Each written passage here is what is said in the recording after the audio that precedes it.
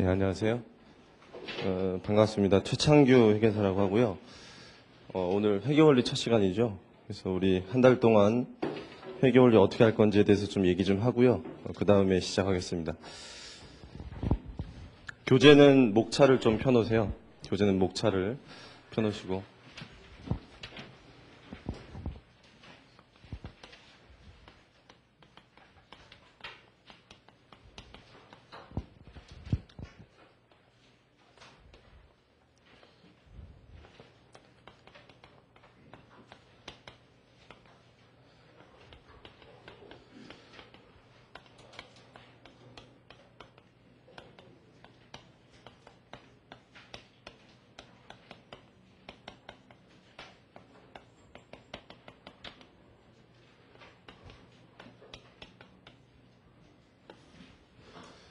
그 회계원리라는 과목을 저희가 이제 한 달 동안 할 건데, 여러분들이 회계원리라는 과목을 왜 지금 공부하려고 이제 시작하는지는 목적이 여러 가지가 있겠죠. 여러 가지가 있는데, 대부분 저희 학원에서 수업을 듣는 분들은 자격시험을 생각하고 듣는 걸로 이렇게 많이 생각하고 있어요. 그래서 자격시험에 회계 원리가 필요한 그 회계학이라는 게 출제되는 시험이 공인회계사 시험이 대표적이고 세무사 시험, 보험, 계리인, 간평사, 799 공무원 시험도 있고 다양해요 아주.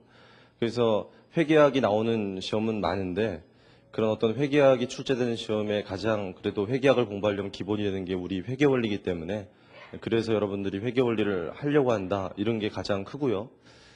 그 다음에 기타는 이제 학교 다니시는 분 중에 자기가 학교에서 회계원리나 중급회계를 듣는데 그것으로 부족하니까 좀 보충하기 위해서 여기 와서 좀 수업을 듣는 그런 학생들이 좀 있고요. 또 직장인들은 직장 생활하면서 저기 교양이라고 썼는데 이 직장 생활 하다 보면 회계가 좀 필요하거든요. 그래서 회계 지식을 좀 쌓기 위해서 이렇게 오신 분도 있는 걸로 알고 있어요. 그래서 어떤 목적이든지 간에 우리가 회계원리라는 과목을 한 달 동안 공부할 거고요. 그래서 이건 하나 적어 놓으세요. 회계학의 체계라고.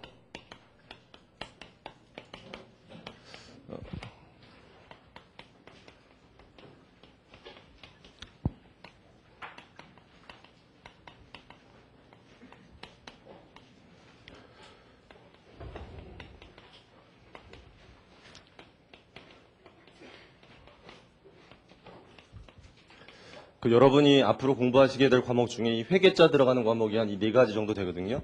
재무회계, 관리회계, 그 다음에 원가회계, 세무회계 이렇게 네 가지 정도 돼요. 그래서 이걸 좀 적어 놓으시고 재무회계는 다시 쪼개져요. 회계원리라는 과목이 있고 그다음 중급회계라는 과목이 있고 고급회계라는 과목이 있어요.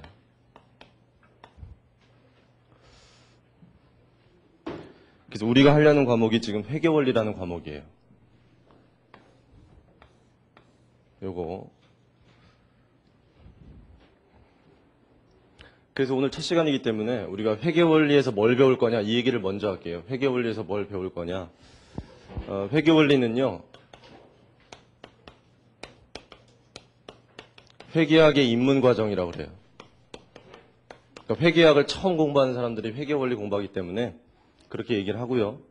그럼 회계학의 입문과정이라는 이 과정에서 우리가 배울 게 크게 두 가지예요. 이건 적어 놓으시라 그랬어요.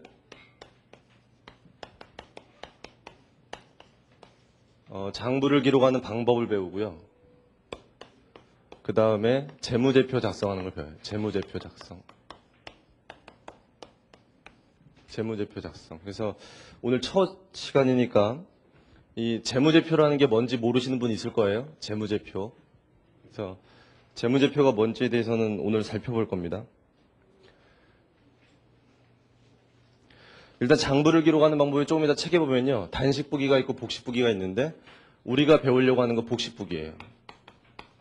단식부기가 아니라. 그래서 단식이 뭔지 복식이 뭔지 오늘 얘기할 거예요. 이거. 그래서 요 회계원리에서 배우는 내용이 이렇게 크게 두 가지로 쪼개지는데 정말인지 목차를 보고 좀 얘기를 할게요. 교재 목차를 보시고요. 그러니까 적으셨으면 교재 목차를 보시면 일부에 뭐라고 되어 있으면 1장에 복식부기 원리라고 되어 있죠. 그 복식부기 원리가 이거예요. 제가 지금 책에다, 칠판에다 적어 놓은 거. 복식부기. 제 1장이 그렇게 돼 있고요. 오늘 1장 할 거예요. 넘기시면 제 2장이 복식부기 원리 두 번째라고 해서 1장과 2장이 복식부기라고 돼 있죠. 그래서 오늘 1장 할 거고 내일 2장 할 거고 뭐 이렇게 진도 나갈 건데 중요한 게 뭐냐면요. 여러분들 여기 앉아 계신 분 중에서 나는 차변과 대변이라는 말을 들어본 적이 없다라는 분이 있겠죠. 분명히. 차변, 대변. 오늘 처음 듣는다 나는. 근데 대부분은 들어보셨을 거예요. 대부분은 언젠가 한 번은 차변, 대변은 들어보신 분들이 더 많은 걸로 알고 있고 차변, 대변을 나는 처음 듣는다는 분이 있을 거거든요. 분명히. 근데 차변, 대변을 처음 들으면 정말로 회계학을 처음 하는 사람이에요. 처음. 그래서 회계학을 내가 정말로 처음 한다. 회계에 대한 기초가 좀 부족하다. 이렇게 스스로 느끼시는 분들은 그 1장과 2장을 굉장히 열심히 해야 돼요. 그 1장과 2장을. 그 1장과 2장이 굉장히 중요한 거예요. 여러분이 보시는 교재가요. 저희 원장님이 쓰신 책인데 이 책이 한 10년 동안 가장 많이 보는 회계원리 책이에요. 우리나라에서 팔리는. 근데 뭐 이렇게 가장 많은 학생들이 이 책을 보는 이유는 이 책이 회계학을 입문하는 데 있어서 좀 쉽게 썼다. 좀 이해하기가 좋다. 뭐 연습 문제가 괜찮다. 뭐 이런 어떤 여러 가지 장점이 있지만 그 장점 중에서도 이 1, 2장이 굉장히 중요한 장점 중에 하나예요. 그 회계학을 처음 하는 사람한테 회계란 무엇이냐, 뭐 해가지고 회계의 정의, 뭐 분류, 뭐 이렇게 해가지고 따분한 얘기부터 해버리면 회계를 굉장히 어렵게 느끼는데 이 복식부기 원리라는 걸 먼저 체계적으로 이해해야지만 이 회계학을 잘하게 되는 거거든요. 복식부기가 우리의 기초니까. 그래서 1장과 2장이 교재에 구성되어 있다는 게 굉장히 큰 장점이고 여러분은 그걸 잘 활용해야 돼요. 그래서 그 회계학을 처음 하는 사람들 1장과 2장을 굉장히 열심히 해야 된다. 나중에 또 한 번 얘기할게요. 3장을 보시면 재무회계와 회계 원칙이라고 되어 있는데 거기서부터 뭐 회계의 정의라든지 뭐 분류가 나오는데 편하게 보시면 돼요. 나중에 넘기시고요. 제 4장에 보시면 재무제표라고 나오죠. 그게 이거예요. 그 재무제표라는 게 여기 재무제표 이 네 가지가 있거든요.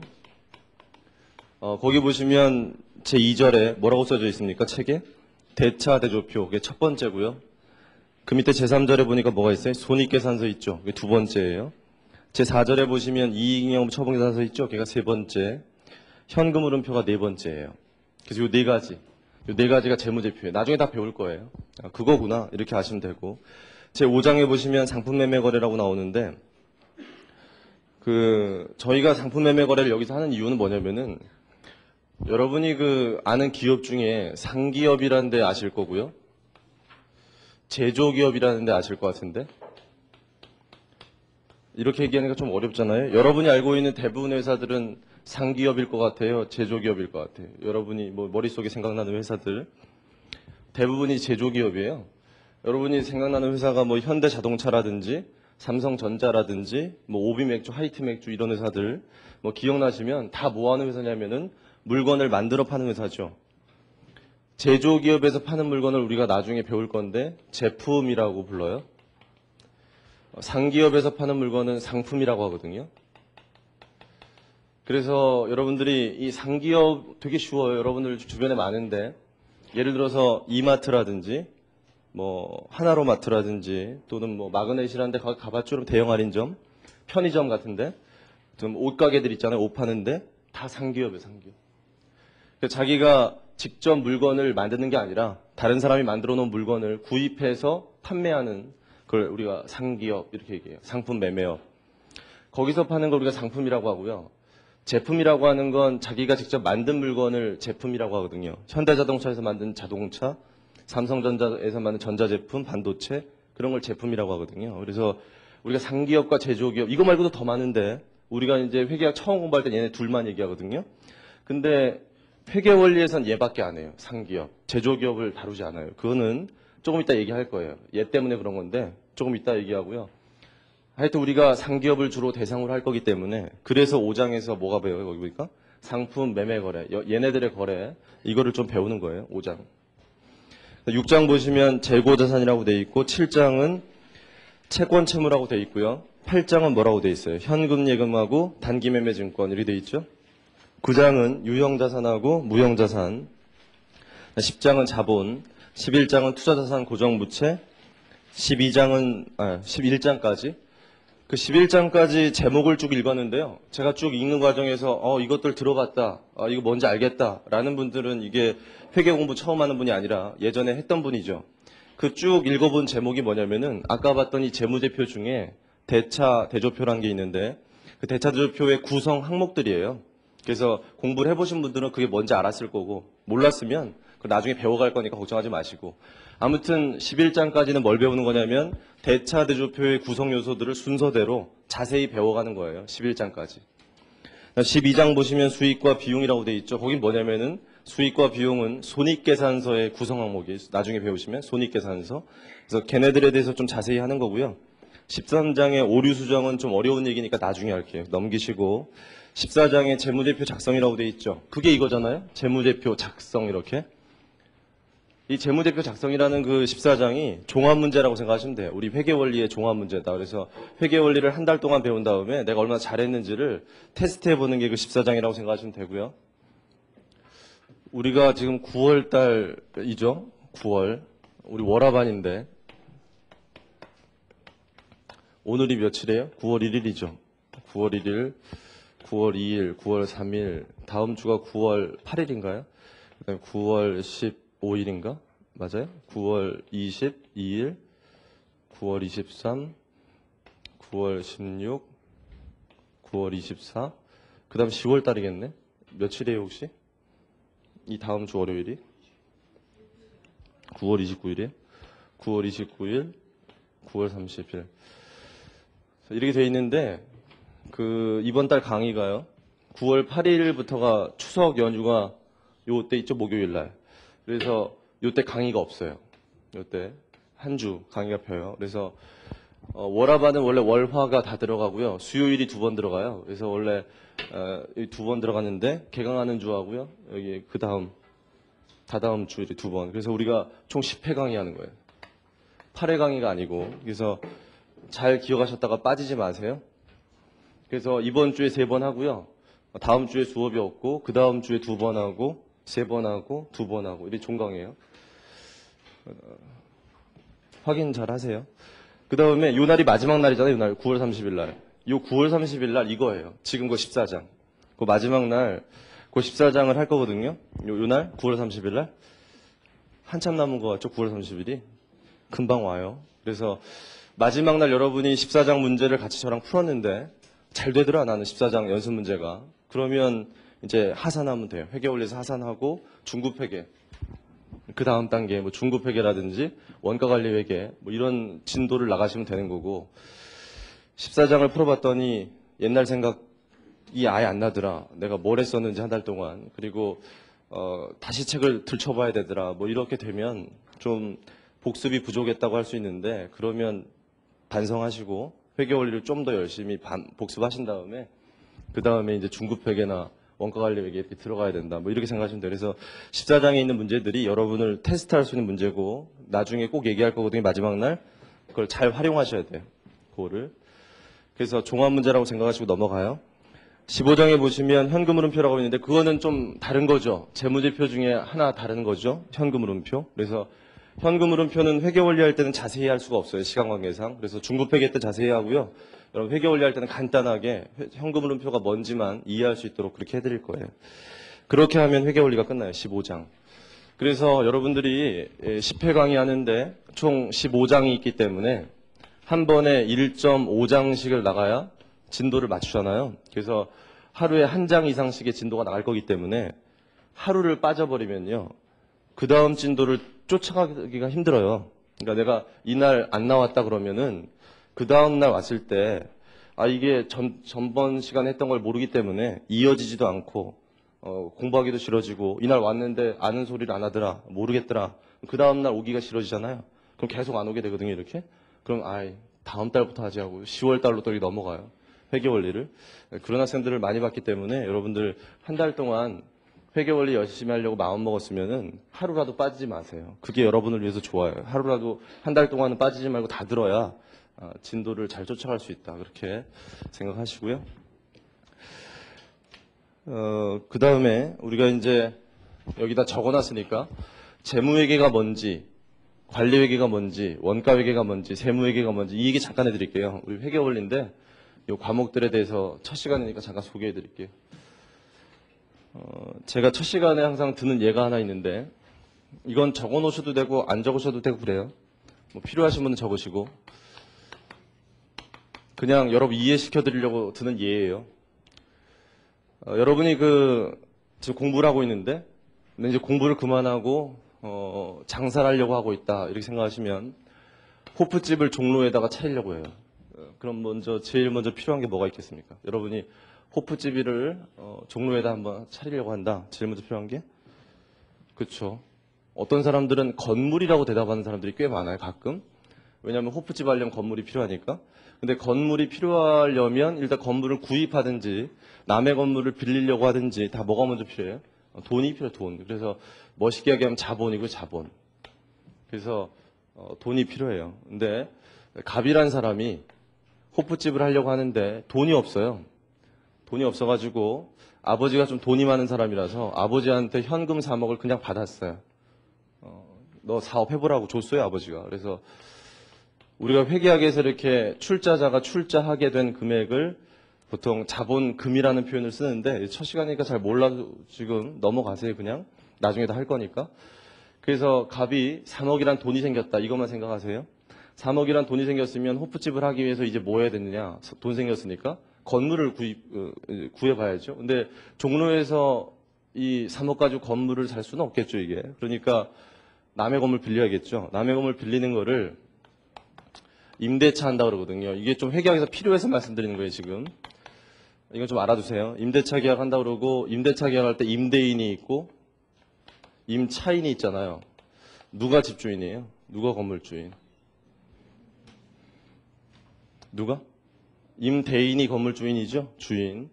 그래서 임대인, 임차인이 있어서 임차인이 집 빌린 사람인데 임차인이 보통 계약을 어떻게 하냐면은 임대차 계약할 때 보증금을 얼마 주기로 하고 월세를 얼마 내기로 하고 이렇게 하는 거 다 주변에서 보죠. 그래서 보증금을 2억 주기로 했어요.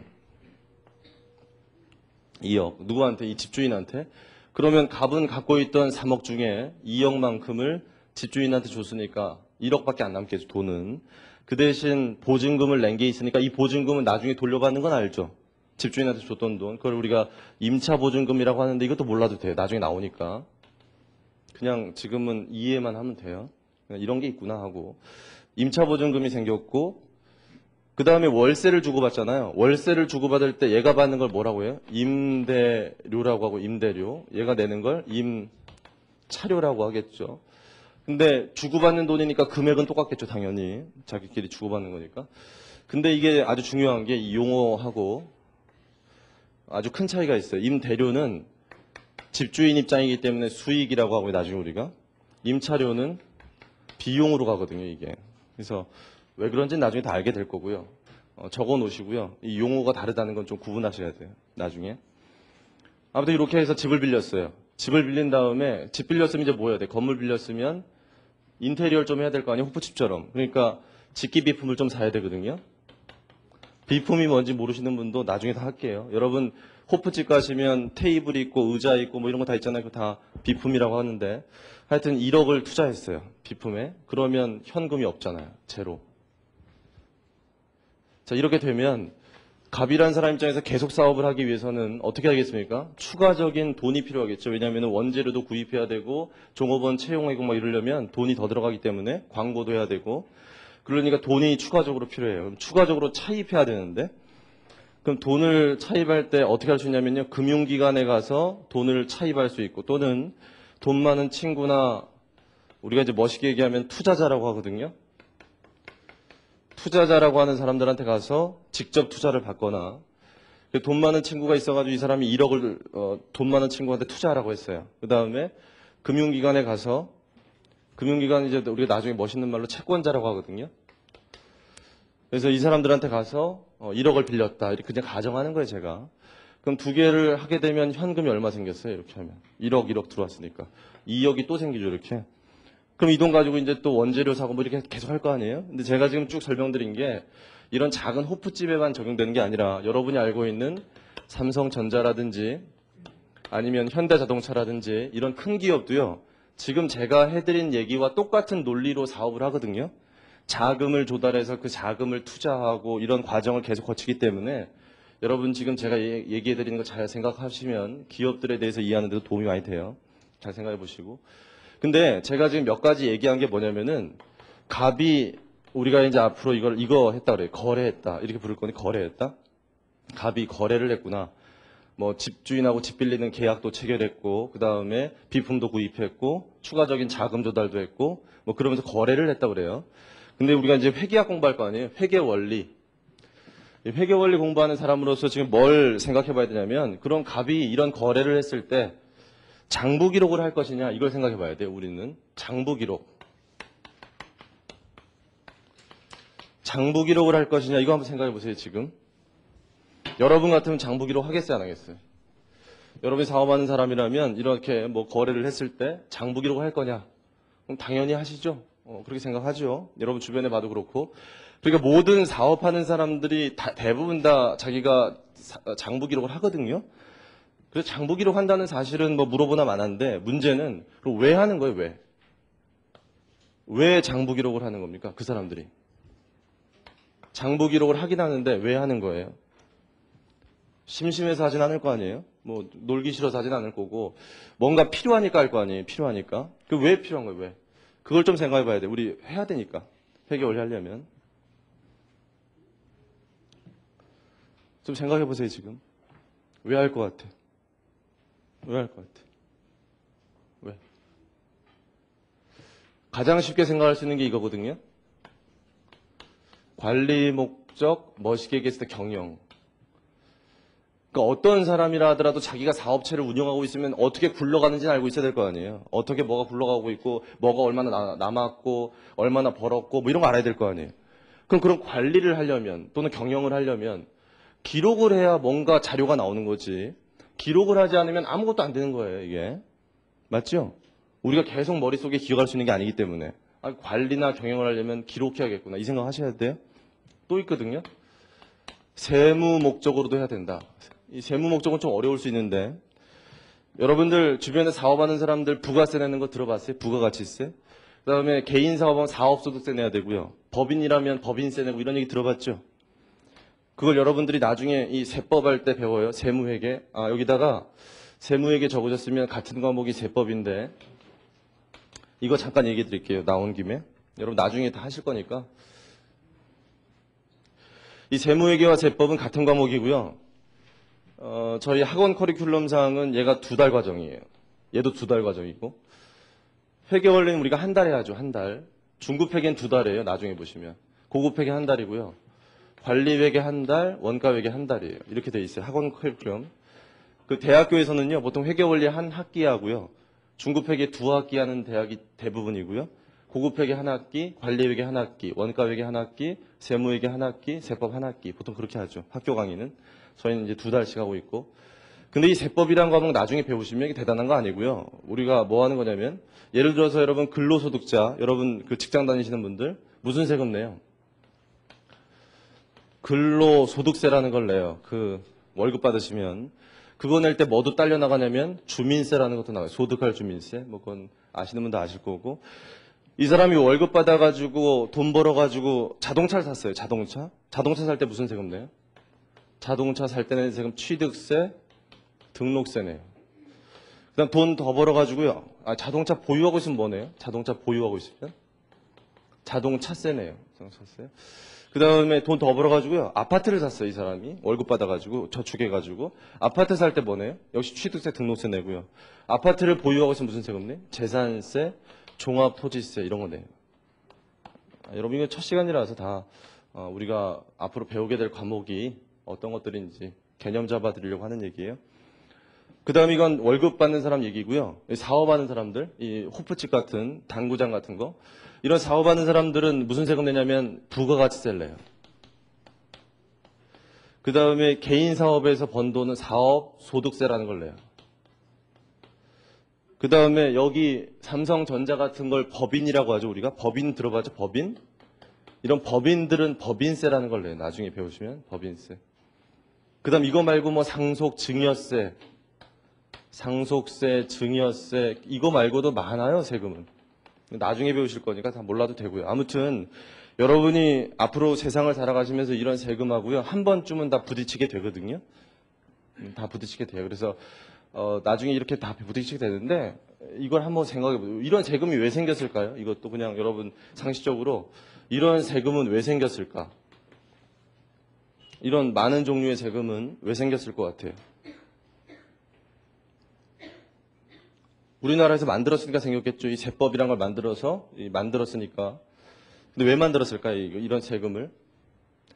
그거는 여러분들 우리 정부에서 재정 지출을 해야 되기 때문에 재정 수입이 필요하죠. 정부 예산이 있고 그 예산으로 공무원 월급도 줘야 되고 여러 가지 물건도 구입해야 되고 정부에서 지출해야 될 금액들이 있는데 그럼 돈이 있어야 되잖아요.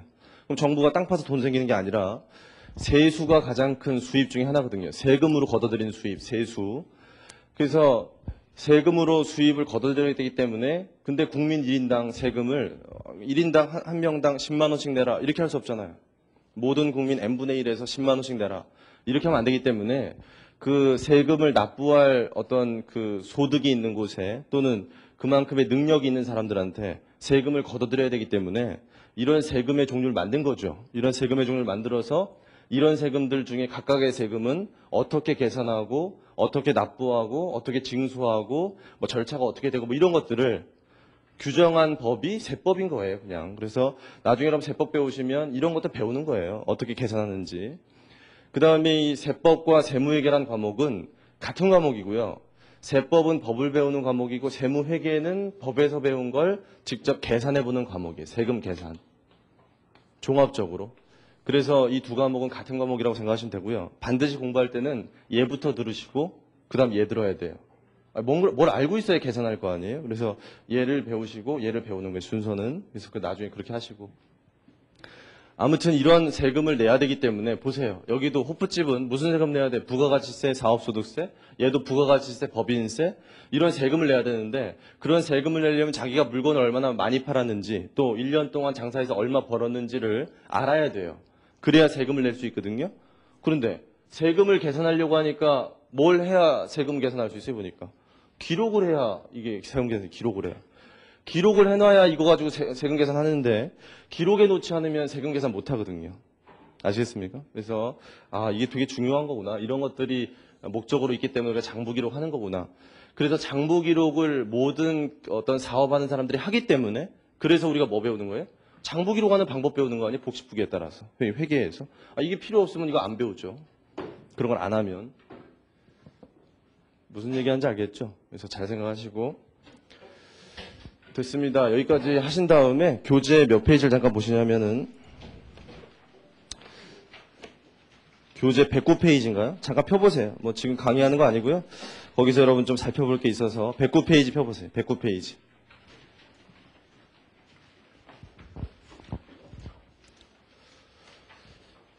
지금부터 하는 얘기 잘 들으세요. 지금부터 하는 얘기가 이제 회계라는 걸 좀 이해하는 데 도움이 많이 되기 때문에 첫 시간인데 여러분 잘 들어놓으시면 좋아요. 여기를 잘 생각해 보세요. 여기 갑이란 사람이 사업하잖아요, 지금. 갑이란 사람이 사업할 때요. 요 금융기관이나 친구가 이제 주식회사 같으면 주주라고 해요. 투자자를. 주식회사의 주인은 주주기 때문에. 근데 이 채권자나 투자자가요. 1억씩을 제가 냈다고 가정했잖아요. 근데 요 사람들이 1억씩을 내기 전을 생각해 보세요. 1억씩 내기 전에는 아버지가 준 돈 3억밖에 없었죠, 얘가.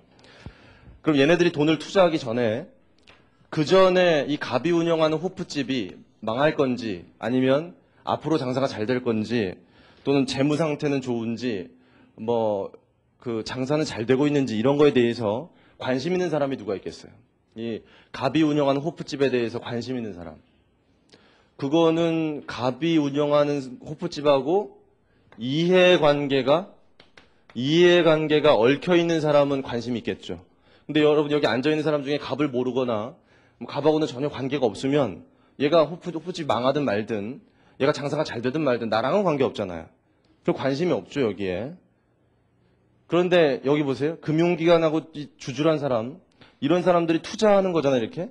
투자를 할까 말까 고민할 때부터 또는 투자했다면 얘네들은 어떻게 되겠어요? 얘 호프집에 대해서 관심이 있어지겠죠. 왜냐하면 이해관계가 얽히기 때문에 그래. 이해관계가.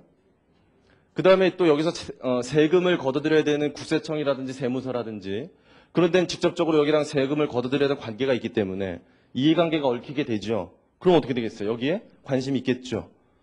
그래서 우리 회계에서 이렇게 이런 사람들한테 관심 있는 사람을 거기 멋있게 얘기했을 때 책에 109페이지에 기업의 이해관계자, 회계정보 이용자 이렇게 불러요. 나중에 할 거예요, 수요일 날. 그래서 그렇게 부르는데 그런 사람들이 어떤 사람들이 있는지 한번 보니까 거기 잠깐 이 사람들이 대표적인 사람인데요. 누가 있는지 보세요. 거기 네 번째 줄에 경영자란 사람이 있는데 경영자란 사람은 이 사람 얘기하는 건데 말 안 해도 당연하죠. 관심 있는 게. 그 밑으로 가세요. 주주란 사람이 있는데 현재 또는 미래 투자자 이 사람들이에요. 이 사람들인데 예를 들어 드릴게요. 여기 앉아 계신 분 중에 내가 삼성전자 주식을 현재 갖고 있다. 지금 앉아 계신 분 중에 있을 수도 있잖아요. 내가 삼성전자 주식을 지금 갖고 있다. 그 사람이 뭐예요? 현재 투자자죠. 현재 얘 주주니까 관심 있겠어요? 없겠어요? 있죠, 당연히. 근데 거기 미래 투자자라고 써있죠, 책에. 가로쳐가지고 미래 투자자는 누굽니까? 여러분 중에 여유자금 있는데 내일 삼성전자 주식을 사볼까? 지금 요즘에 주식시장이 좀 올라가고 있는데 한번 사볼까 하고 고민하는 사람 있을 거 아니에요. 그 고민하는 사람이 미래 투자자인데 미래 투자자라 하더라도 관심 있는 거예요. 그 회사에 대해서. 내가 그걸 살까 말까 고민하고 있기 때문에. 맞죠? 이해되죠? 그게? 그 밑으로 가세요. 채권자란 게 있어요. 채권자가 이 사람들 얘기하는 건데 최근에 채권자들 중에서 그 회사에 대해서 가장 관심이 많은 채권단들이 어디냐면 SK, SK 글로벌, 또 요즘에 또 뭐 SK 해운도 뭐 또 했다고 뭐 나왔죠. 그러니까 SK 관련된 채권자들이 아주 지대한 관심이 있겠죠. 그거 망할지 말지. 그 밑으로 가시면 정부기관이라고 되어 있는데 대표적으로 관심 있는 게 세금 걷어들여야 되는 국세청이라든지 세무서라든지 그런 데고요. 뭐 그 이외에도 있어요. 읽어보시고 종업원과 노동조합도 있는데 그건 뭐 관심 있겠죠. 종업원들도 자기 회사니까. 넘기세요. 아무튼 그런 사람들 우리가 뭐라고 부른다고요? 기업의 이해관계자 또는 회계정보 이용자 이렇게 부른대요. 나중에 다시 할 거고요. 다음 페이지 보시면 회계의 정의라고 된 7번째 줄에 있잖아요. 이렇게 잠깐만 얘기할게요. 첫 시간이니까. 회계는 회계정보 이용자가 합리적인 판단이나 의사결정할 수 있도록 기업 실체나 유용한 경제 정보를 식별층적 전달하는 과정이다. 이렇게 나와 있는데 되게 쉬워요. 잘 보세요. 회계정보 이용자라는 사람들이 이런 사람들이라고 했잖아요. 이런 사람들이 대표적인 사람들이 이 사람들인데 뭐에 직면해 있다고 써 있어요? 합리적인 판단이나 의사결정에 직면해 있대. 어떤 거냐면 얘는 뭐예요? 돈을 빌려줄 거냐 말 거냐, 빌려준 돈을 회수할 거냐 말 거냐, 이자율은 얼마로 할 거냐, 이런 고민에 빠지겠죠. 얘는 주식을 살 거냐 말 거냐, 보유하고 있는 주식을 팔 거냐 말 거냐, 이런 의사결정에 직면하겠죠. 그럼 얘네들이 의사결정에 직면했을 때 의사결정 내려야 될 거 아니에요. 계속 고민만 하고 있으면 안 되잖아요. 의사결정 내리려고 하니까 뭐가 필요해요? 의사결정 내리려면 정보가 필요하죠. 정보가 필요한데 어떤 정보가 필요하냐면 자기가 의사결정하려고 하는 대상에 대한 정보가 필요한 거예요. 의사결정하려고 하는 대상에 대한 정보. 근데 그 의사결정하려고 하는 대상이 얘들인데 우리가 얘네들을 나중에 멋있게 얘기했을 때 뭐라고 부르냐면 기업 실체라고 불러요. 이건 나중에 나와요. 기업 실체라고. 그럼 이 기업 실체들에 대한 어떤 정보라고 돼 있어요, 거기? 기업 실체에 관한 유용한 경제적 정보. 얘네들과 관련된 유용한 정보를 식별, 측정, 전달해서 제공해 주는 게 뭐래요? 회계다 이렇게 얘기하는 거예요. 그래서 그 수요일날 다시 할 거고요. 지금은 이렇게만 알고 계세요. 회계라는 건 쉽게 얘기해서 알고 싶어하는 사람들한테 뭔가 알고 싶어하죠, 이 사람들이. 그 알고 싶어하는 내용을 어떻게 해주는 거다? 전달해 주는 게 회계다 이렇게 이해하시면 돼요. 다시요. 알고 싶어하는 사람들한테 알고 싶어하는 내용을 전달해 주는 게 회계다 이렇게 개념 잡으시고요. 이 얘기를 첫 시간에 한 이유는 이걸 좀 설명드리기 위해서 한 거예요. 넘겨보세요. 113페이지. 113페이지 보시면 맨 위에요. 회계정보 이용자를 크게 두 가지로 쪼개놨어요. 회계정보 이용자가 크게 두 가지로 쪼개서 어떻게 돼 있습니까? 보니까 기업의 외부에 있는 사람들하고 기업의 내부에 있는 경영자하고 이렇게 쪼개진대요. 그 밑에 밑줄 칠게요. 113페이지. 거의 두 번째 줄. 재무회계는 밑줄 쳐놓으세요. 나중에 다 할 거니까. 재무회계는 기업의 외부 이해관계 주주나 채권자 등에게 경제적 의사결정에 유용한 정보를 제공하는 것을 목적으로 하는 회계이다. 밑줄 치시고요. 그다음에 그 밑으로 가서 그 밑에 문단 보세요. 관리회계는 기업의 내부 이해관계자인 경영자에게 관리적 의사결정에 유용한 정보를 제공할 것을 목적으로 하는 회계로서 기업의 경영자가 기업을 합리적으로 경영할 수 있도록 유용한 정보를 제공하는 분야이다. 거기까지 밑줄 치세요. 나중에 다 할 건데 여러분들 이제 읽어봤더니요. 재무회계라는 거하고 관리회계가 좀 구분이 돼요. 얘는 뭐래요? 보니까 재무회계라는 건 기업의 밖에 있는 사람, 대표적인 사람이 누구예요? 주주나 채권자. 그런 사람들한테 그 기업과 관련된 정보를 제공하려고 하는 게 이 재무회계래요. 그 다음에 관리회계는 뭐래요? 그 내부엔 누구요? 경영자. 그 기업 경영하려는 사람. 그 사람한테 어떤 정보를 제공해 주려고 하는 게 관리회계래요. 그럼 우리는 지금 뭐 배울 거야, 이 중에서? 재무회계 배울 거 아니에요? 그 중에 회계원리예요. 중급회계가 다음 단계고, 나중에 이 관계는 나중에 얘기할게요. 그러니까 회계원리를 우리가 할 거기 때문에 이해할 거 아니에요. 그러니까 우리가 배우려는 게 뭐다? 외부에 있는 사람한테 뭔가 정보 제공할 때 어떻게 할 거냐 이거 배울 거예요. 이제 한 달 동안 뭐 그런 생각 하시고 됐죠. 넘기시면 114페이지 회계학의 체계라고 해서 표 3-1번에 나오죠. 그 보시면 칠판에 적어놓은 게 나와요. 한번 확인하세요. 지금 표 3-1번에 114페이지 보셨죠? 그 밑으로 가시니까 표 3-2번이 있어요. 재무회계 관리의 관계. 걔도 한번 읽어보시는데 중간에 보니까 제품 원가 계산이라고 써있죠. 중간에. 거기다 적어놓으세요. 원가 회계라고. 거기다 원가 회계라고 적으세요. 원가 회계.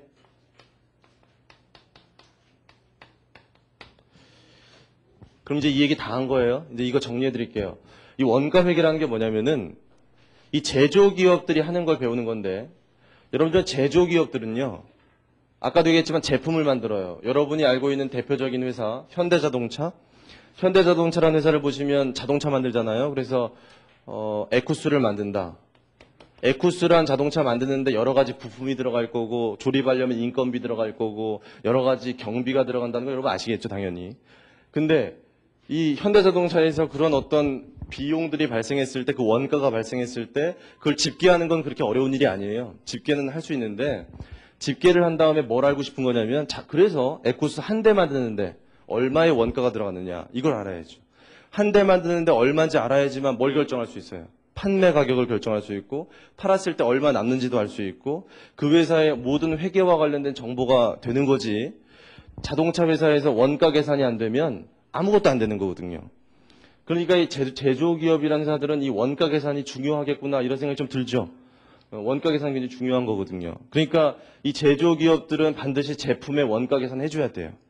상기업은 그럴 필요가 없어요. 왜냐하면 돈 주고 사오기 때문에. 아니 뭐 내가 이마트 하고 있다. 그 물건 이 책상 사왔다. 아니 의자도 파니까 의자 사왔다. 의자 하나에 10만 원에 샀으면 10만 원짜리 아니에요. 원가 계산이 필요한 게 아니잖아요. 그게. 근데 이런 제조기업들은 원가 계산이 필요한 거거든요.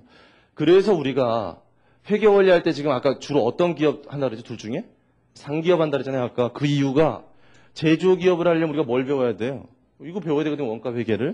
근데 원가 회계를 아직 안 배웠기 때문에 여러분들한테 회계 원리할 때는 주로 상기업을 하는 거예요. 중급 회계도 그래요. 그래서 여기서 주로 상기업 하고 제조기업은 나중에 원가 회계 때 하겠구나. 이렇게 알고 있으면 돼요. 됐죠? 다 했어요. 얘기.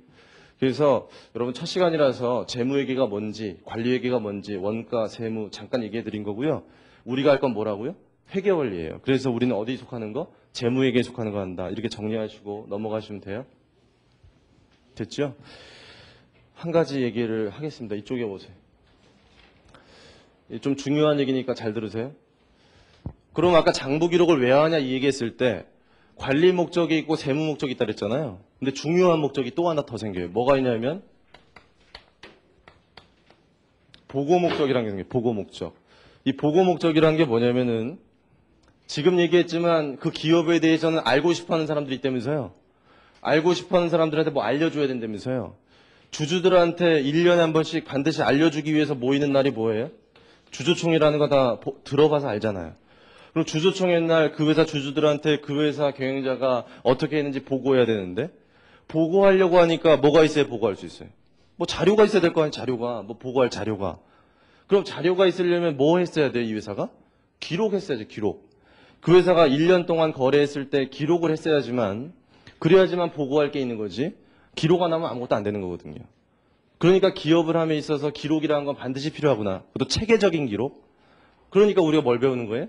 체계적으로 기록하는 복식북이라는 방법을 한 달 동안 배울 거다. 이렇게 생각을 하시라고, 첫 시간이니까.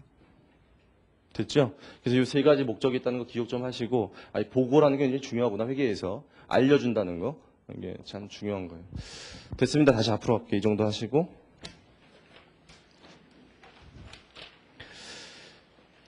어디 보시냐면은 1장으로 가요. 1장으로 가서, 첫 시간이라서 회계학 공부하는 얘기 잠깐 하고요. 그 다음에 1장부터 진도 나갈 거예요. 교재 진도는 순서대로 나갈 거예요. 책 순서대로. 그래서 그렇게 진도 나갈 거고요. 수업 시간에 대해서 잠깐 얘기해 드리면은, 우리 수업 시간이 6시 40분부터인데, 2번 쉴 거거든요. 7시 50분 중에 한 번 쉴 거고요. 8시부터 9시까지 한 번 할 거고, 9시 10분부터 10시 10분까지 이렇게 해서 2번 쉬고 10분씩 쉴 거니까요. 1시간에 한 번씩 쉬니까 너무 지겨워하지 마시고 잘 들으세요. 이것도 지워도 되죠? 그럼 이제 회계라는 게 뭔지는 대충 아셨죠? 회계하기 어려운 이유에 대해서 잠깐 얘기해 드릴게요. 많은 사람들이 회계하기 어렵다고 해요, 저한테. 저도 그랬었고, 처음에. 제가 다녔던 대학에, 저는 경영학과 졸업했거든요. 근데, 제가 다녔던 대학이 1학년 1학기 때, 1학년 1학기 때 회계원리가 있었어요, 수업이. 이 굉장히 심한 거라는 걸 여러분도 다 아시죠? 회계원리. 왜냐면은 1학년 1학기 때 이제 고등학교 3학년 막 졸업해가지고 대학에 처음 들어온 학생들이 어떤 생각하고 있어요? 아무 생각이 없죠. 아무 생각이 없고 대학이란 곳은 어떤 곳일까? 대학교에 가면 어떻게 수업을 받을까? 고등학교 때는 강의실에서 이렇게 반 친구들이랑 이렇게 들었는데 대학교 생각하면 저도 그랬었는데 굉장히 야외 수업도 생각나고 잔디밭에서 뭔가 할 것 같기도 하고 그리고 선배들 얘기 들으면 주로 휴강 한다고도 얘기하고 요즘엔 그러지 않지만 예전에 저 한 10년 전, 20년 전 뭐 휴강도 많이 하고 뭐 미팅하러 나가고 뭐 이런 어떤 낭만적인 얘기를 많이 들으니까 뭐 그런가 보다 이렇게 생각하고 대학을 가는데 1학년 1학기 때 딱 가자마자 갑자기 칠판에다가 뭐 모르는 얘기를 막 쓰잖아요. 차변 대변 얘기 쓰고 다 아는 것처럼 얘기하고 그럼 자기 혼자 당황하고 책 봐도 모르겠고 교수님이 설명하는 것도 제대로 이렇게 설명 안 해주잖아요. 그냥 너 다 알지? 책 봐. 이렇게 얘기하니까 혼자 해야 될 것 같은데 이게 이해가 잘 안 되니까 당황하잖아요, 우리가. 근데 이 회계원리라는 과목 저도 1학년 1학기 때 처음 들으니까 저희 친구들이 절반은 F를 맞았어요. 절반 F. 절반이 통과. 나머지 통과. 통과하는데 만족했고.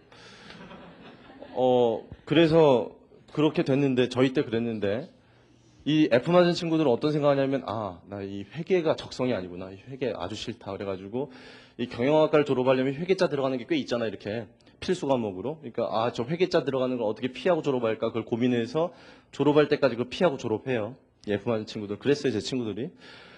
통과된 친구들은 내가 회계가 적성이구나. 회계가 할만하구나. 그래서 회계자 들어가는 걸 적극적으로 듣자 해가지고 적극적으로 듣다가 궁극적으로 CPA까지 된 친구들이 꽤 많아요. 제 주변에.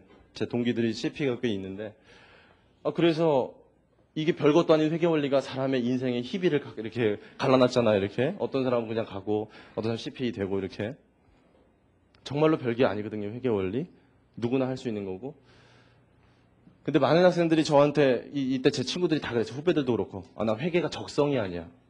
적성이 아니라서 못하겠어.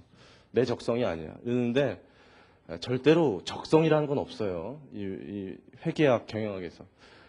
하면 다 돼요. 왜냐하면 이 회계학도 그렇지만 이 경영학이라고 하는 거 있죠. 이 경영학이라고 하는 게 어떤 과목이냐면 실천학문이라는 거 다 아실 거 아니에요, 여러분들. 이게 순수한 이론만 연구하겠다 막 이런 게 아니에요.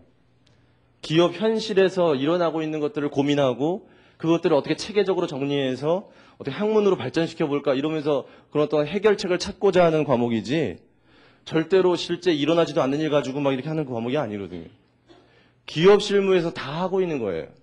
마케팅도 그렇고 생산관리도 그렇고 재무관리도 그렇고 우리가 배우는 회계학도 그렇고 다 그래요. 다 기업 실무에서 다 하고 있는 거예요. 그럼 기업에 있는 사람들은 어떻게 하는 거예요, 그거를? 하니까 하는 거죠. 하다 보니까. 그러니까 다 누구든지 할 수 있는 건데 안 해보니까 못하는 것뿐이거든요. 경험이 필요한 것뿐이에요. 경험. 그래서 경영학이라는 과목은 모든 과목들이 경험해보는 게 아주 중요하거든요. 이걸 직접 해보는 거. 해보면서 깨닫게 되거든요. 아, 이렇게 해야 되겠구나. 장사해보니까 마케팅, 광고 잘해야겠구나. 이런 걸 깨닫게 되는 거고. 아, 장사하다 보니까 기록을 잘해야겠구나. 어떻게 기록해야 될까? 고민하다가 기록하는 거고. 그런 과정을 거치면서 경험을 하게 되는 건데, 이게 경험이 없었잖아요. 이 학생들이. 게다가 동기부여도 잘 안 되거든요. 근데 더 재밌는 거는 제 이 F 맞은 친구들 있잖아요. 후배들. 그렇게 회계 싫어하던 이제 후배들이 CPA 안 되니까 이제 직장 취직할 거 아닙니까? 직장에 취직하면 금융기관에 간 친구들도 있지만 일반 제조기업에 간 친구들도 꽤 많거든요. 그러면 제조기업에 간 친구들이 희한하게도 이 회계 좋아했던 사람들은 오히려 안 그런데 이 회계 싫어했던 사람들이 꼭 경리과로 배치가 되더라고요. 경리, 뭐 재경, 뭐 회계 뭐 해가지고 이쪽으로 가는 거예요. 단지 경영학과를 졸업했다는 이유만으로 경영학과 졸업했으니까 너 그래도 네가 낫겠지. 그래가지고 경리과로 가는 거예요. 그래서 많은 친구들이 사표 쓰고 나온 친구들도 꽤 있고 어떤 친구들은 버틴 친구들도 있고 그랬는데 제가 이제 이 친구들을 뭐 2, 3년 지난 다음에 결혼식장 같은 데가 만나잖아요. 만나면 이제 이런저런 얘기 할 거 아닙니까? 뭐 살던 얘기. 근데 예전에 그렇게 회계가 적성이 아니야. 나 회계 못해. 막 그러던 분이 그런 친구가 아니 만나니까 이제 회계를 잘하는 거예요. 뭐 저보다 훨씬 실무적인 얘기도 잘 알고 있고 뭐 장부 기록은 나보다 더 잘하고 뭐 그렇게 하고 있는 거예요. 그러니까 절대로 이게 적성이 아니거나 내가 능력이 안 돼서 못했던 게 아니라 동기부여가 안 됐던 거예요. 그 친구들이. 왜냐하면은 직장 생활하면요. 당장 자기가 격리과에서 근무하는데 이걸 못하면요. 대차를 못 맞추면요. 퇴근을 못하죠. 퇴근을. 집에 가야 되는데. 자기가 집에 가고 싶은데 가려면 알아야 가잖아요. 이거 뭔가 맞추고 가야 되니까. 그러니까 자기가 책 봐야죠. 아니면 모르면 학원이라도 가야 되고 아니면 윗사람한테 물어보든지 밤새서 연구해서 하든지 뭔가 그런 동기부여가 되잖아요. 동기부여가. 그러니까 막 하거든요. 하다 보면 되는 거고. 대학 다닐 때는 회계 원리 들었는데 중간고사 잘 못 봤어요. 어차피 기말고사 잘 봐봐야 학점 잘 안 나오겠다. 포기하자. 포기하면 F 맞고 다음에 어떻게 대충 한번 떼워서 통과하자. 대충 해도 되는 어떤 그런 게 있잖아요. 그러니까 동기부여가 잘 안 되잖아요. 열심히 해야겠다는 동기부여가. 자기가 CPA 할 거 아니면 대충 하자 이런 생각도 하고. 그러니까 이 회계를 잘 못하게 되는 거예요. 노력하고 열심히 경험만 하면 다 잘하는 거거든요.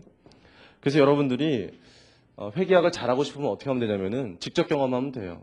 회사 가서요. 경리과 가서 한 3년 동안 맞으면서 배우면 다 잘하게 되거든요. 근데 여러분이 지금 그럴 수가 없잖아요. 경리과 가서 배울 게 아니라 또 지금 현재 경리과에 있는 분도 있겠지만 아무튼 그래서 직접 경험 못하니까 그래 간접 경험하려고 여기 모인 거 아닙니까? 간접 경험. 간접적으로 회계가 뭔지를 경험하고 느끼고 배우려고 온 거 아니에요. 그러면은 여러분 저희 책에 보시면 예제가 굉장히 많다는 건 아실 거고요. 연습 문제도 굉장히 많다는 거 아실 거예요.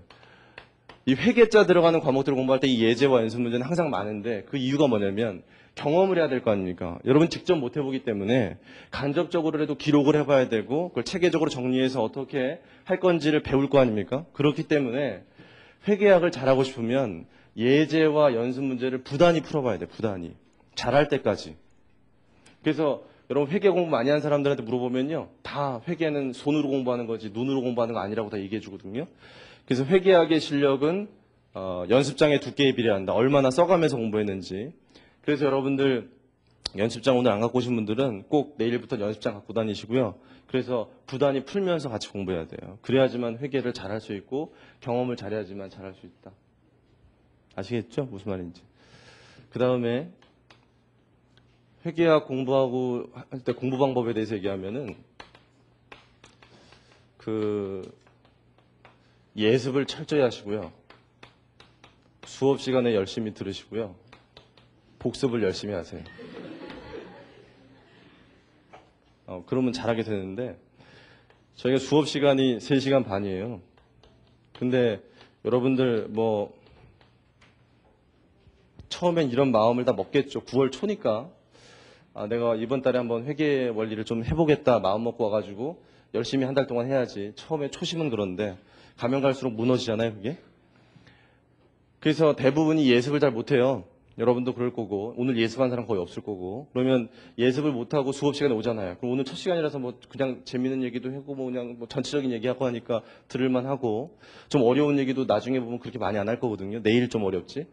그러니까 들을만 하니까 됐네. 그러고 이제 집에 가서 복습을 좀 하고 다음날 그냥 또 오죠. 그럼 내일은 좀 어려운 얘기하니까 모르는 얘기가 나올 거 아니에요? 그럼 모르니까 재미가 없잖아요. 재미가 없으니까 수업 시간이 계속 10번 동안 어떤 시간이 되냐면 내가 정말 모르는 게 많구나. 이런 걸 확인하는 시간이 되죠. 내가 정말 이 책을 많이 읽어봐야 되겠고 풀어봐야 되겠구나. 이런 걸 느끼는 시간이 되고 집에 가서 복습해야지 이런 생각만 해요. 수업 시간에 집에 가서 빨리 책 봐야겠다. 근데 여러분 나중에 복습해 보시면 알지만 복습은 2배의 시간이 필요하거든요. 우리가 진도 나간 거에 한 2배의 시간을 투자해야 복습이 체계적으로 되지. 그 이상이에요. 최소한 2배고. 그러니까 많은 시간이 복습이 필요한데 여러분이 수업 듣다 보면 오늘 저녁에 가서 복습 못하겠죠. 자야 되니까. 내일 오기 전까지 봐야 되는데 또 6시 40분에 급하게 올 거 아니에요. 그러면 내일 복습 못하고 내일 또 자고 그럼 수요일 다 또 오고 그럼 이제 주말에 해야겠구나. 주말에 해야 되는데 주말에 일 생기면 못하잖아요. 추석 연휴 때 해야겠다. 추석 연휴 때 하는데 또 마음처럼 안 되죠 이게? 그럼 한 주를 놀고 나니까 새 마음이 들잖아요. 그 다음 주에 그러면 또 처음부터인데 진도는 나가잖아요. 그 다음 단계로. 그러면 기억도 안 나는데 나가니까 재미없으니까 안 오게 되고 10월 달에 하자. 뭐 이런 마음을 또 먹게 되고 대부분이 그런 과정을 거치는데 그러면 안 되잖아요 우리가. 그래서 여러분들이 어떻게 해야 되냐면은 이 수업 많이 들은 사람들의 노하우예요. 여러분 3시간 반이라는 게 짧은 시간이 아니고 긴 시간이기 때문에 여러분 3시간 반 동안 수업을 들어보신 적이 있는지 모르겠는데 2번 쉴 거지만 그래도 굉장히 지겨워요. 그래서 이 시간 동안 집중한다는 건 굉장히 힘든 일이고 딴 생각도 나고 졸리기도 하고 하거든요. 그래서 여러분들이 수업 시간을 좀 더 효율적으로 활용하려면 예습을 좀 하셔야 돼요. 그 예습이라는 게 어떤 식의 예습이냐면은 우리가 진도 나갈 걸 미리 한번 읽어보고 오는 거예요. 뭐 어떤 내용이 있는지 책을 한번 보고 와야 될 거 아니에요. 어떤 내용이 도대체 써 있는지를 한번 읽어보고 오시면 분명히 이해가 100% 다 안 되진 않거든요. 이해되는 것도 있어요. 쉽게 썼기 때문에. 그래서 이해되는 부분도 있고 이해가 안 되고 막히는 부분이 있을 거 아니에요. 그 막히는 부분이 어딘지를 알고 와야 돼요. 그래야지만 자기가 수업 시간 나가는 동안 자기가 그 부분만큼은 혼자 책을 읽어서 잘 안 되기 때문에 내가 수업 시간에 열심히 들어야 되겠다는 어떤 동기부여가 좀 돼 있잖아요. 내가 혼자 책 읽어봤을 때 모르겠으니까. 그런 마음가짐을 가지고 수업을 듣는 사람하고요. 아무 생각 없이 그냥 계속 1시간 동안 이렇게 뭐 하는지 듣고 있는 거하고는 많이 차이가 있는 거예요. 자기가 알고 있는 부분 할 때는 좀 편하게 듣다가 모르는 거 할 때는 집중해서 들으려고 노력하고 그리고 강약 조절을 좀 해야 이해도 더 잘 되고요. 이게 힘들지가 않아요. 수업 시간이. 무슨 말인지 알겠습니까? 그러니까 예습이 다 이해하고 오라는 게 아니라 내가 도대체 어디를 모르고 있는지는 알고 좀 오라는 얘기예요. 책을 읽어봐서 어느 부분을 잘 모르겠는지. 그래서 수업 시간 수업 들을 때 그 부분을 반드시 이해해야 돼요. 그 몰랐던 부분을. 그렇지 않으면 절대로 복습할 때 이해 못해요. 수업 시간에 막 설명하고 있는데도 이해 못하면 집에 가서 혼자 책 봐도 그거 이해 잘 안 된다고요. 그러니까 수업 시간에 다 이해하려고 노력해야 되고 그 시간에 이해가 안 되면 바로 질문해야 돼요. 쉬는 시간에. 왜 그렇게 하는 건지. 그래서 질문해서 이해하려고 노력하고 수업 시간 끝나고라도 질문해서 이해하고 그리고 집에 가야지만 복습이 되는 거지. 막힌 데서 계속 막히는데 어떻게 진도가 나가요? 못 나가요. 계속 책만 보고 지겹고 졸리고. 그래서 수업 시간에 반드시 이해해야 된다. 중요한 얘기예요. 그래서 그런 생각 꼭 하시고 그 다음에 수업 시간에 노트를 꼭 가지고 다니는 연습장, 그 다음에 계산기 이 2개를 갖고 다니는 더하기 빼기 해야 되기 때문에 그래서 수업 시간에 같이 풀어야 돼요. 제가 이렇게 풀고 있을 때 그냥 이렇게 쳐다보고 있는 게 아니라 여러분도 같이 풀어야 돼요. 왜냐면 저는 매달 하기 때문에 전 다 알아요. 다.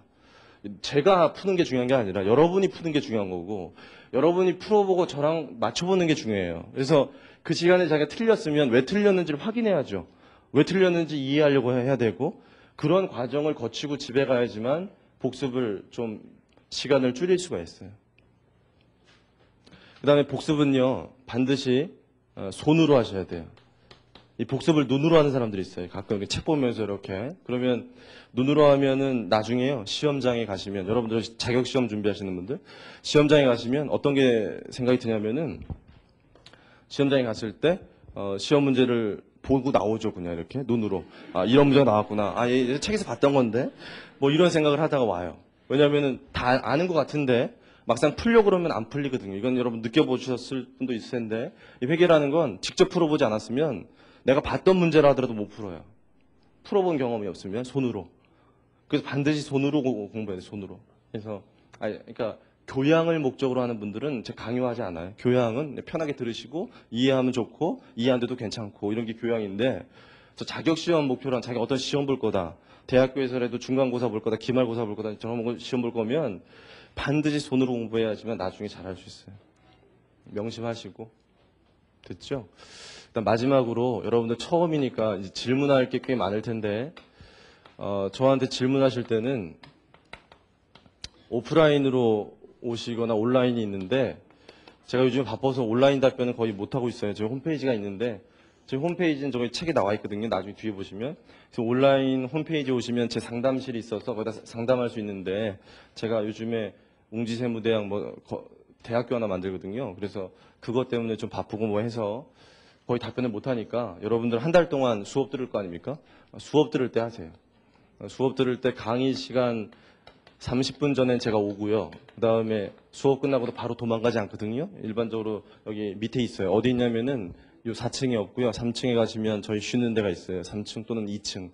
거기에 있을 거니까 글로 오셔서 질문을 꼭 하세요. 쉬는 시간이나 수업 시간 전후로. 그래서 꼭 질문하셔서 이해하시고 온라인으로 나중에 이게 나중 얘기인데 나중에 이제 수업 다 듣고 질문하실 거면 저희 홈페이지 오시면 상담실이 있으니까 그때 질문하시고 그다음에 자기가 뭐 특별히 이 회계사 쪽에 관심이 많다. 다른 거 말고요. 회계사 또는 세무사. 이 회계사 쪽에 공부를 어떻게 해야 될 건지 계획이 궁금하다. 나 공부하는 계획 좀 알고 싶다. 또는 과목이 어떤 게 있는지 또는 뭐 기출문제를 좀 구하고 싶다. 뭐 이 회계사 쪽에 저희가 회계사 만들기라는 카페를 하나 운영하고 있거든요. 저희 홈페이지 오셔도 이 자료는 다 있어요. 합격 수기도 있고, 이 공부하는 방법론도 다 있고, 저희 홈페이지 오셔도 되고요. 홈페이지 또는 카페는 다음 카페에 만들어 놨거든요. 다음 카페에 가시면 회계사 만들기라는 카페가 있어요. 이 검색해 보시면 금방 나와요. 회계사 만들기라는 카페가 있는데 그 카페에 가시면 각종 자료들도 있고요. 의견 공유도 하고 뭐 여러 가지가 있기 때문에 필요하신 분들만 가서 활용하세요. 가시면 우리 홈페이지에도 그렇고 제 합격 수기도 있어요. 그래서 제가 공부 어떻게 했는지 한 14장에 걸쳐서 써놨기 때문에 한번 꼭 읽어보세요. 나중에.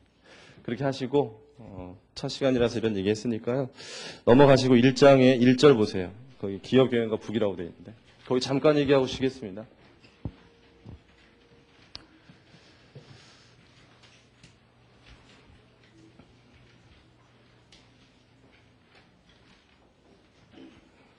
그래서 여러분들 그 처음 이제 시작하는 단계니까 처음 먹었던 마음 계속 가지시고 열심히 하셔야 돼요.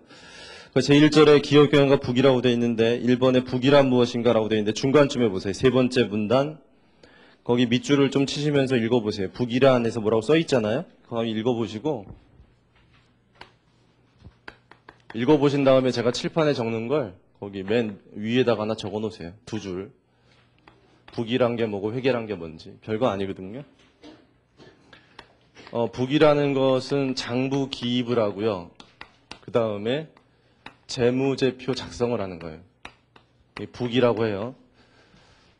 회계라는 건요. 장부 기입하고요. 재무제표 작성하는 거에다가 하나가 더 들어가요. 플러스 유용한 정보의 제공이다. 이런 얘기를 해요. 유용한 정보 제공. 이렇게 적어 놓으세요. 그래서 우리가 북이를 배울 건데 한 달 동안 이 북이라는 게 이거예요. 요거 북이 장부 기입 별거 아니죠. 북이. 근데 이 북이라는 걸 우리가 배우지만 북이가 커요, 회계가 커요. 보니까 회계가 크잖아요. 당연히 이렇게 회계가 큰데 여러분 한 달 동안 누가 친구가 너 요즘 뭐 하냐 그러면 아 나 요즘에 북이 배우러 다녀. 이렇게 스스로 자기를 떨어뜨리는 일을 하지 마세요. 회계 배우러 다녀. 회계. 우리 회계가 더 큰 거거든요. 유용한 정보를 제공한다는 측면까지 포함하고 있기 때문에 더 큰 거예요. 그래서 배워보시면 알아요. 어떻게 차이 나는지. 저거만 놓으시면 되고. 그 밑으로 쭉 내려가서 밑에서 네 번째 줄 보시면 부기는 크게 두 가지가 있는데 단식 부기와 복식 부기가 있대요. 밑에서 네 번째 줄에 단식 부기에 밑줄 좀 치세요. 단식 부기는 현금, 채권, 채무 등의 증감 변화 일정한 원리나 원칙이 없이 어느 한쪽 측면에서만 파악해서 기록 계산하는 방법이다 뭐 나와 있는데 대표적인 예를 하나 적어 놓으세요. 그 옆에다가 또는 밑에다가 현금 출납부라고 적어 놓으시고요. 조금 이따 이 단식부기 한번 해볼 거예요. 현금 출납부 만들어 볼 거예요. 단식부기. 현금 출납부라고 적으세요. 넘기시고요. 4페이지 보시면 두 번째 줄 끝에 복식부기는 현금, 채권, 채무 등의 증감 변화를 일정한 원리와 원칙에 따라 조직적으로 기록 계산하는 방법을 말한다. 복식부기는 모든 거래를 이중으로 기입하게 되기 때문에 기록 계산상의 오류나 탈루를 자동적으로 발견할 수 있는 자동적 검증 기능을 가진 완전한 기록 계산 방법이다. 거기까지 밑줄을 쳐놓으시는데 우리가 한 달 동안 복식부기 배울 거거든요. 한 달 동안. 그래서 뭐 지금 거의 정의만 밑줄 쳐놓은 거고요. 조금 이따가 다 설명할 거니까 지금 밑줄만 쳐놓으세요. 복식부기. 우리는 단식부기 안 할 거고요. 복식부기 할 건데 차이점이 뭐가 있는지는 조금 이따 예제가 있거든요. 그때 풀어볼 거고. 그 밑에 보시면 재무상태 측정과 대차 대조표라는 게 있는데 거기서부터 잠깐 쉬었다가 계속 진도 나가겠습니다.